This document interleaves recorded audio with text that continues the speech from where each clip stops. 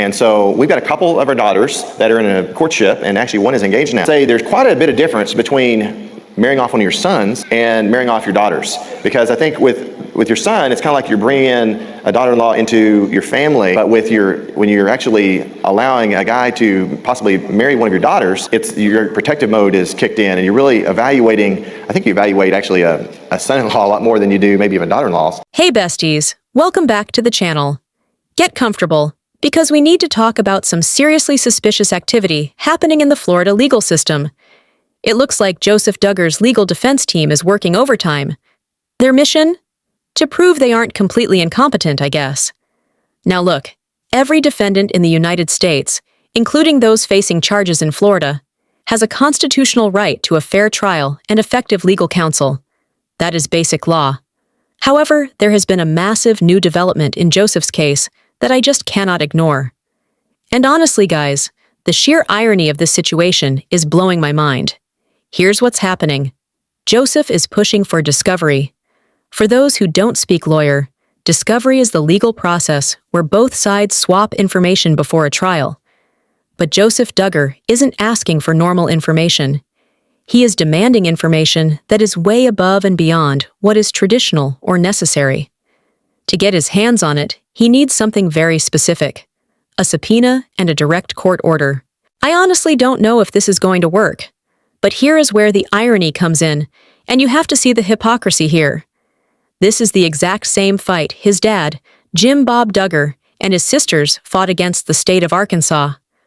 Remember when they sued Arkansas to stop the release of confidential information about Josh's investigation? They tried to protect those records.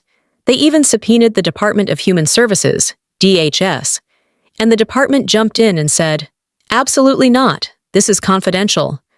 Now look, the defense has the right to ask for anything, and the state has the right to say no. But Jim Bob and Michelle Duggar were so incredibly adamant, we must protect juvenile records. This information should never be allowed in discovery. This is absolutely confidential. Oh, okay. So it's confidential when it's your kids, but when the tables are turned and it's a non-Duggar victim? I guess they suddenly don't care about protecting juvenile records. I'm not saying legal requests aren't a normal part of a trial, but I am saying the hypocrisy is disgusting. On Friday, Joseph's attorneys filed a motion. They are trying to force the court to issue a subpoena. They want to compel the Department of Children and Families, DCF, specifically the Big Bend Child Protection Team, and any other law enforcement or child protection agencies involved, including those in Arkansas, to hand over everything. Joseph's defense team wants to take the deposition of every single state witness who conducted an investigation of the child who is the alleged victim in this case.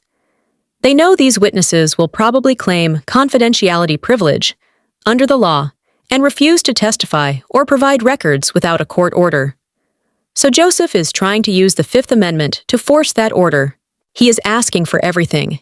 He's not asking for a specific interview, a single file, or a particular set of notes. The motion is essentially saying, just give me all of it. And here is where it gets even weirder and shows how rushed this might be. In Florida, DCF material is completely confidential under a specific law, 39.02. In the motion, Joseph's attorneys didn't even cite the right law. They cited Statute 415, which is a law that protects vulnerable adults, not minors. So they just copy-pasted some generic text and didn't even bother to check which actual law they would be using. The motion is also strange because it's just a list of bullet points. It doesn't explain why he actually needs this highly protected information beyond simply saying he's entitled to it for a fair determination of guilt or bevalence at trial. He's not explaining what he expects to find or why it's relevant to his defense. A typical motion to compel is much longer. It has legal arguments, sessional law, and a clear constitutional basis. This is a bare-bones, super-thin motion that looks incredibly weak. This tactic is much more aggressive than what is typical in these types of cases. Generally, a judge in Florida, in a case involving the sexual assault of a minor, is going to be extra protective. Florida literally just updated its laws in 2025 to increase protections for victims. These laws are designed to protect their identities and their files, and to stop things like depositions for children under 16 or victims who were under 12. Typically, instead of approving a massive subpoena like this, they would do what's called an in-camera review.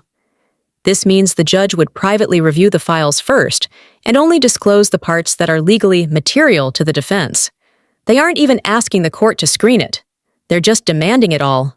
So why file such a broad, weakly supported, minimally justified motion for such sensitive material?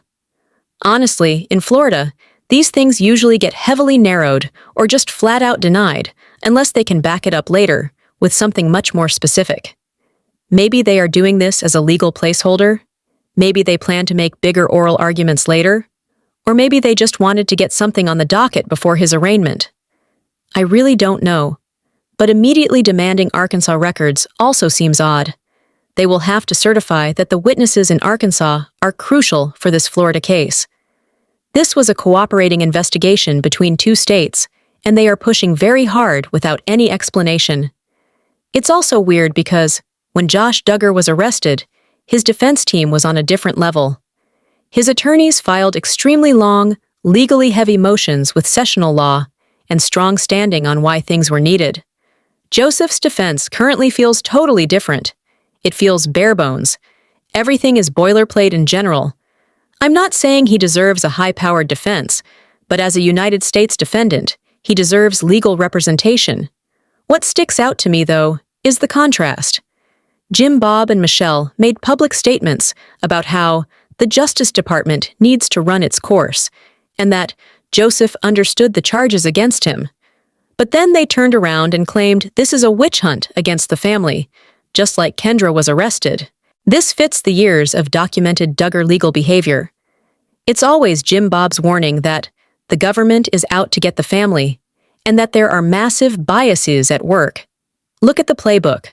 When the 2015 police investigation of Josh was revealed, a 2006 investigation, they immediately attacked the state officials who responded to a standard Legal Freedom of Information Act, FOIA, request. They made it about Kathy Kelly, claiming she was a lesbian who hated the Duggars and wanted revenge against Josh. In Josh's actual case, he claimed it was a massive Biden conspiracy, that he was some high-level governmental person. He wasn't. He was just a lobbyist. And that Biden was doing this because the Duggars are powerful conservatives. None of this makes sense.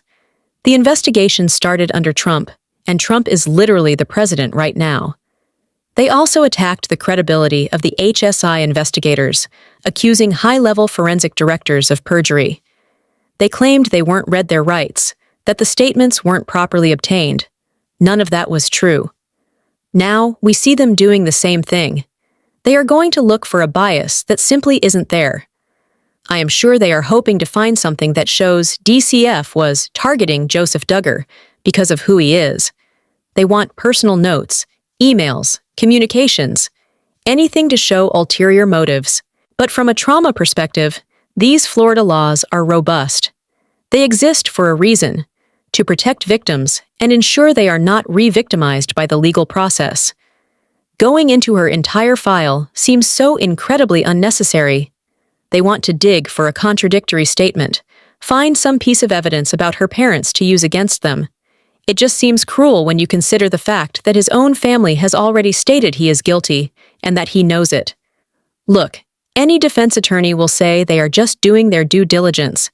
They want to make sure there is a competent legal representation, so he can't later claim he had ineffective counsel, which he will do anyway, and they are setting up issues that can eventually be appealed. But attacking the government and the victim in a case like this is highly controversial. Honestly, it rarely works with a 2026 jury to attack a child victim and try to claim some ulterior motive for their disclosure. And remember, there is an audio confession from Joseph Duggar. His team will probably try to claim the confession was coerced, illegal, or that he didn't know what he was saying because he was confessing to spiritual authority. This is all just a massive delay tactic.